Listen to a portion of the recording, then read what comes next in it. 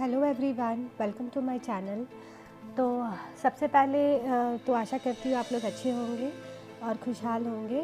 और मैं सॉरी भी बोलना चाहती हूँ कि मैं बहुत लेट और बहुत डिले करके अपने व्लॉग्स डाल रही हूँ। तो रीज़न ये है कि अभी फेस्टिवल गया और बहुत सारा घर में काम था और ऑफिस पर्सनल चीज़ भी मैनेज करना थोड़ा मुश्किल हो रहा है। तो पर मैं अपनी तरफ से पूरी कोशिश करूँगी कि आगे जाके धीरे-धीरे कि और मैं ज़्यादा ऑर्गेनाइज़्ड हो जाऊँ अपने काम को लेके, अपने यूट्यूब के काम को लेके। तो उसके लिए सॉरी। तो ये एक्चुअली संडे का व्लॉग है, जब मैं सुबह-सुबह ये मेरा बेसिकली सुबह का रूटीन है और मेरे घर में भी सबके घर की तरह सुबह की शुरुआत एक अदरक और इलायची वाले चाय से होती है। तो इस वक्त मैं वही बस चाय बना रही थी और अपने बच्चे के लिए भी दूध गर्म कर रही थी। आज का दिन थोड़ा ज़्यादा बिज़ी था क्योंकि हमें ब्रेकफास्ट करके हमें बाहर शॉपिंग के लिए जाना था। और हम शॉपिंग क्यों कर रहे हैं वो मैं आपको एंड में बताऊंगी कि हमारे घर में क्यों शॉपिंग चल रही है और हम हम कहीं जाने की तैयारी कर रहे हैं। तो चलिए देखते हैं कि आगे मैं क्या और कैसे कर रही हूँ।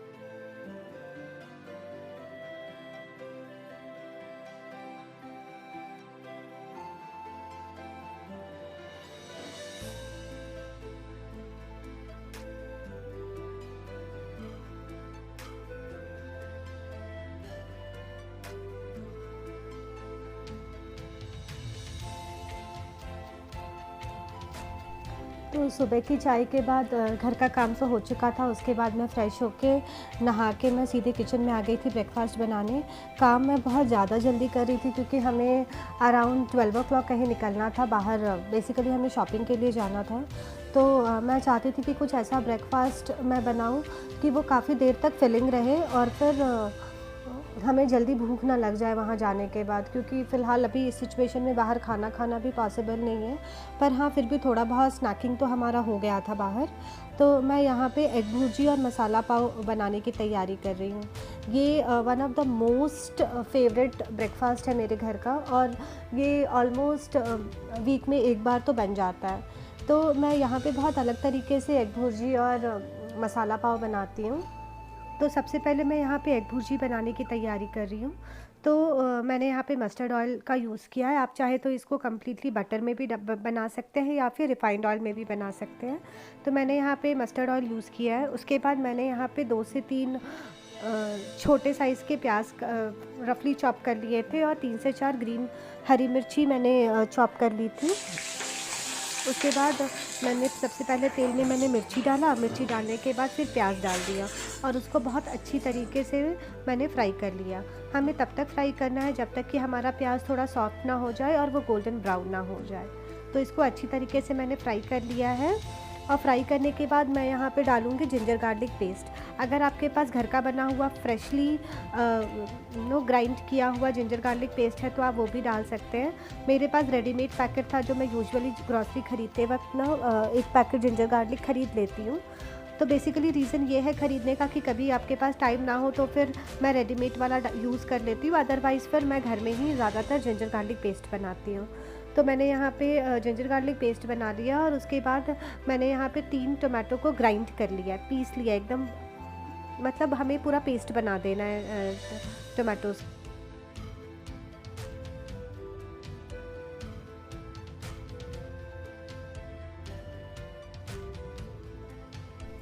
तो जब आपका प्याज हल्का फ्राई हो जाए तो आप उसमें नमक डाल लें अपने स्वाद अनुसार। नमक डालने के बाद फिर हम इसमें जो घर के जो नॉर्मल सूखे मसाले होते हैं वो डालेंगे। तो यहाँ पे मैंने 1 स्पून धनिया पाउडर डाला है।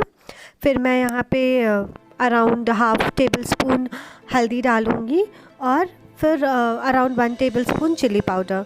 ये डालने के बाद मैं इसको अच्छी तरीके से फ्राई कर लूँगी और अराउंड 2-3 मिनट के बाद जब आपका मसाला पक जाए उसके बाद हम लोगों ने जो ग्राइंड किया हुआ टोमेटो पेस्ट बनाया था वो हम डाल देंगे और वो डालने के बाद हम उसको अच्छी तरीके से फ्राई करेंगे।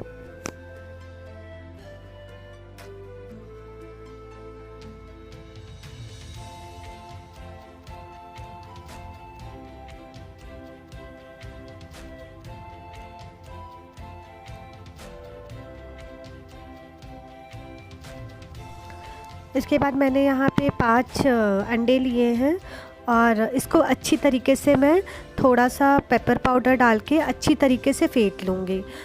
आप ये रेसिपी ज़रूर ट्राई करिएगा, ये बनाने में भी बहुत इजी है और खाने में भी बहुत अच्छे लगेंगे। और अगर आपके घर में बच्चा है और वो एग भुर्जी या सब्जी कुछ खाना नहीं पसंद करता है तो जो मसाला पाव है वो आपके बच्चों को ज़रूर पसंद आएगा, आप ज़रूर ट्राई करिएगा।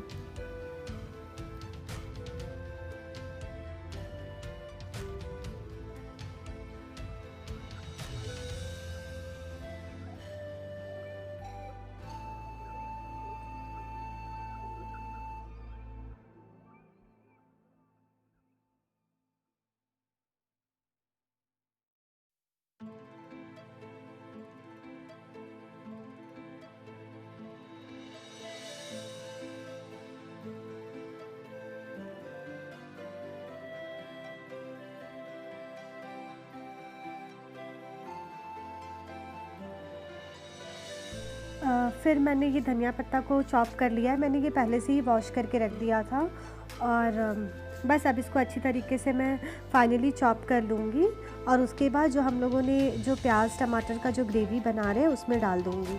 तो सबसे पहले जब लगे कि आपका मसाला फ्राई हो चुका है और जो चारों तरफ से तेल निकलने लगा है, जब यूजुअली जब मसाला फ्राई हो जाता है तो वो मसाला तेल छोड़ने लगता है। तो अगर आपको जब वो स्टेप लगा कि आपका मसाला फ्राई हो गया है तो फिर आप जितना भी आपका जो अंडे फेंटे हुए थे वो डाल दीजिए और वो डालने के बाद आपकी कटी हुई जो धनिया पत्ता रखे हुए थे वो डाल दीजिए और उसको अच्छी तरीके से मिक्स कर लीजिए।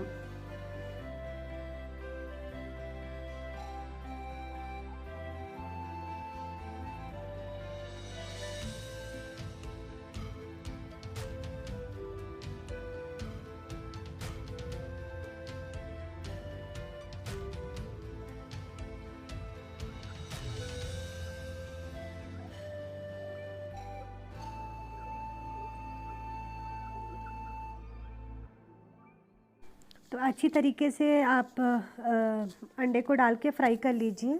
आपको थोड़ी देर के बाद लगेगा कि आपका पूरा अंडा ड्राई हो चुका है और वो पूरी ग्रेवी के साथ मिक्स हो जाएगा।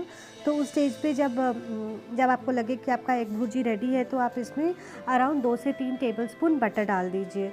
आप ये पूरा जो एग भुर्जी है वो बटर में भी बना सकते हैं। अगर आप नॉर्मल ऑयल में बना रहे हैं, मस्टर्ड ऑयल में या फिर रिफाइंड ऑयल में, तो फिर बाद में आप ऊपर से 2 to 3 टेबलस्पून आप बटर डाल दीजिए। और एग भुर्जी बनाते वक्त ध्यान रखना है कि हमें इसको पूरा ड्राई नहीं करना है, आपके एग भुर्जी में थोड़ा सा मॉइस्चर होना चाहिए। तो एक तरफ मैंने वहाँ पे रख मतलब दूसरे स्टव पे चढ़ा दिया है और फिर मैं एग जो जो मसाला पाव है वो बनाने की तैयारी कर रही हूँ।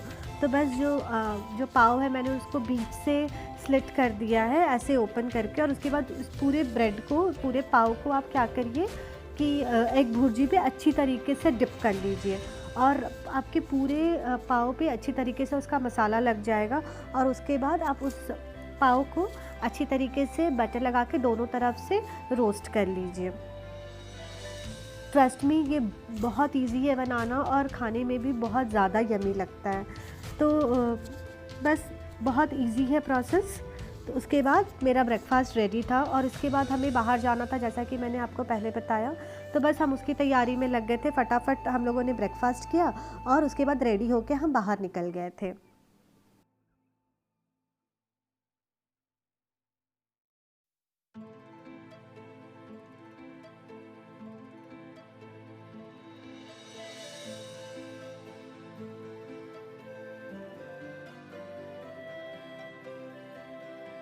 इधर देखो। हाँ, क्या हुआ, इतना रेडी क्यों हो रहे हो? मैं घूमी जा रहा हूँ।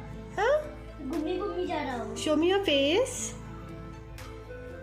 जल्दी जल्दी जल्दी I जल्दी। will peep on you. नहीं, जल्दी करो जल्दी करो। तो बस यहाँ पे मेरा बेटा रेडी हो रहा था और उसकी खुशी का कोई ठिकाना नहीं था। बच्चे बाहर जाते इतना ज़्यादा खुश हो जाते, इतना ज़्यादा एक्साइटेड हो जाते हैं कि उनको बस बाहर जाना है। और वैसे भी ये सिचुएशन में, लॉकडाउन की सिचुएशन में काफ़ी दिन हो गए थे कि हम कहीं बाहर नहीं गए थे।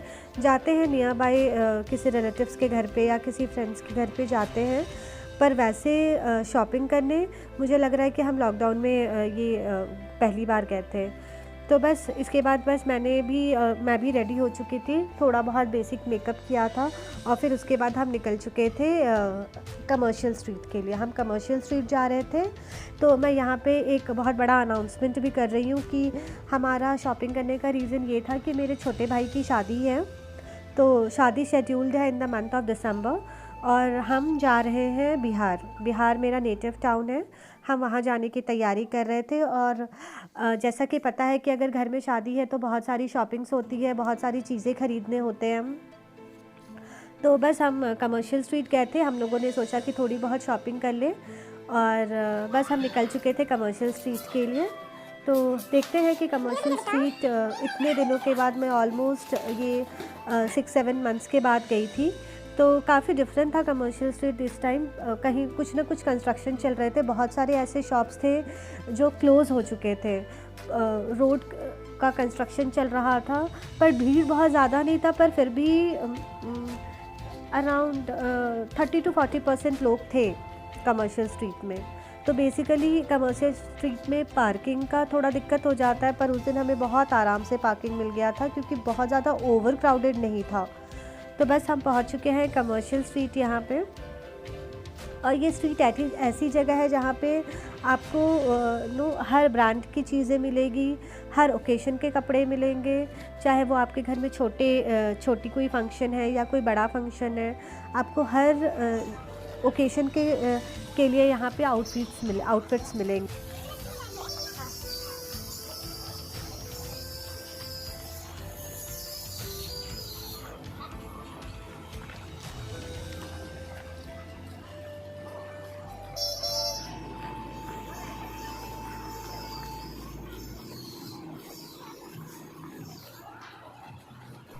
तो हम इस शॉप में पहुंच गए थे मेरे बेटे के कपड़े लेने के लिए। मुझे उसके लिए ट्रेडिशनल वेयर लेना था और ये शॉप में बहुत अच्छे ट्रेडिशनल वेयर मिलते हैं और बहुत रीज़नेबल प्राइस में मिलता है।